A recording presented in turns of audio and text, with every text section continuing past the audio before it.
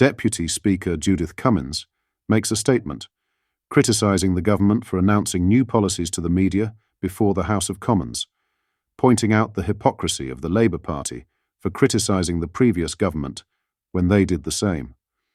In today's video, we will watch and react all whilst going over all of the latest news from up and down the country. But first, hit the like button and subscribe to the channel and join our fast-growing community. Just a quick one to say we have new Make Britain Great, again t-shirts available on our store. Go grab them now. They are available at britishstand.com or check the link in the description.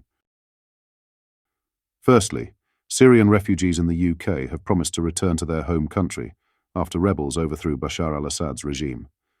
Celebrations took place yesterday in Trafalgar Square following the news that the Syrian government had been toppled. This comes after 14 years of civil war in the country, a conflict that left over 500,000 people dead and millions displaced. Syrians took to UK streets in celebration. One said he was excited to return home. "My children were really tiny when we left, so they are really looking forward to just seeing what Syria looks like."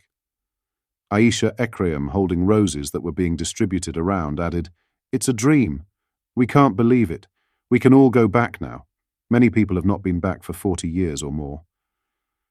Muhammad Mawaket, a humanitarian worker forced to leave Aleppo in 2014, said, "No one wants to be a refugee. No one chooses to be a refugee. No one likes it. We had a wonderful country." Now to the main story, and as we said in the intro, Deputy Speaker Judith Cummins makes a statement criticising the government for announcing new policies to the media before the House of Commons, pointing out the hypocrisy of the Labour Party for criticising the previous government when they did the same. Have a watch. Sorry, once again, to have to remind ministers of the requirement that major new policy announcements should be made in this House in the first instance and not to the media. This afternoon's statement has already been the subject of very extensive coverage in the print and broadcast media. Honourable and right honourable members on the government benches were quick to criticise ministers in the previous government for this kind of behaviour. Mr Speaker has made it clear that he intends to hold them to the same high standard that now they are in government.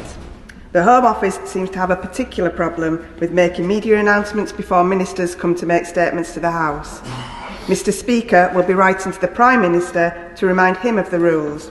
I would also remind the Home Secretary that it is open to Mr Speaker to grant an urgent question on any subject on any day.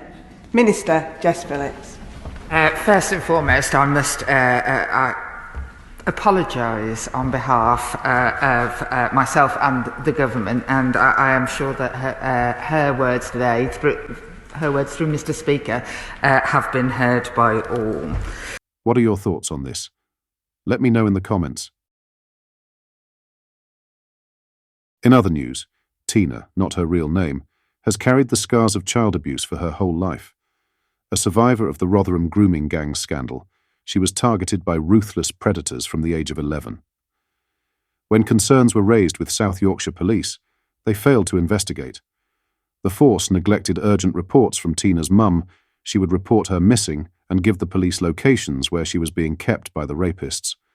But still, the police did not act on any of the intelligence. As their sexual exploitation worsened, Tina became pregnant by one of her rapists, aged 12. It was only when she reported the pregnancy that the police began to act, arresting several men. However, they gave 2 men a caution, even after they admitted having sexual contact with a girl aged just 12. A young teenager, Tina became a mum. It was at this point that she says she wanted to focus on raising her baby and getting an education, having lost faith in the police. "My baby healed me," Tina told the media. "I just decided that I didn't want to go any further with anything. I just needed to focus on being a mother, being a mum, raising it, making sure my baby had a good life and getting an education." Over a decade later, the extent of the child sex abuse scandal in Rotherham was exposed when the J report was published. It found that, at a conservative estimate, at least 1,400 children, predominantly white girls, had been groomed, raped, and exploited by gangs of predominantly Pakistani men. And finally, South Yorkshire Police took note of Tina's plight. At first, they weren't prepared to take on her case.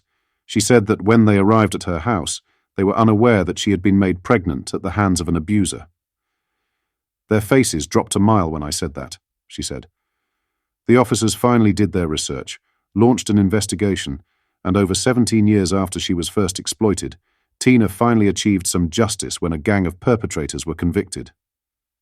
Tina explained, "It was just a sense of relief, because obviously Rotherham is not a big place, and bumping into your perpetrator was regular. It wasn't an easy thing." South Yorkshire Police paid £50,000 in compensation to Tina after failing to protect her from child abuse gangs. But their failures did not stop there. British Stand can reveal that her exploitation continued into her adult life after she was targeted by a coercive abuser, with a botched investigation by South Yorkshire Police missing key evidence. Soon after receiving her compensation money, Tina met a local businessman from Sheffield. He offered advice on investing into his business so that she could get on his books, receive support from his legal team and get a mortgage. Tina said, "So I agreed. He asked me to invest money into his business, and it would provide all of these mortgage possibilities if I were employed by him. He asked me for £14,000 to start off with, to invest into his business, and then ensured that I would get it back as soon as the mortgage advisors were ready to sell me a mortgage. So I decided that, okay, that's fine. He's a businessman in the way he's talking. I can trust this guy. I did it. Very soon afterwards, he asked for another amount, which was around $4,000 or $5,000. The demands for more money kept coming, and after a couple of months, Tina had given the man £32,000. As Christmas approached, he asked for even more cash. Tina said that for the first time she refused, pointing out that she needed to make sure that she was sorted for Christmas.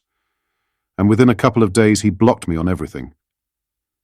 6 months later, Tina said he unblocked her and told her to visit his house, where he apologized and said he would hand over the cash. But before she could leave, he said he wanted to have sex with her. She said, "So at that point I had to do that. I felt like if I'd not done that, my money was just never going to come to me."